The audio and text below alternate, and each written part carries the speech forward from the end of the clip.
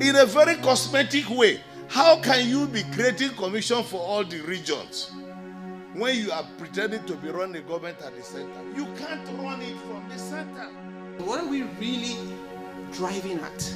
We've had this debate around the Constitution.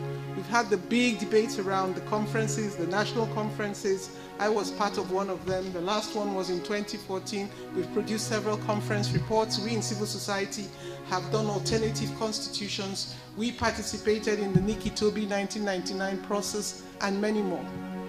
Question this raises for me, so what is Chinda trying to say? Obviously, he's trying to say there's a failure of governance.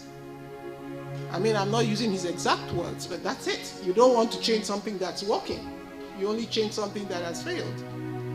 And why is government failing? Will the presidential or the parliamentary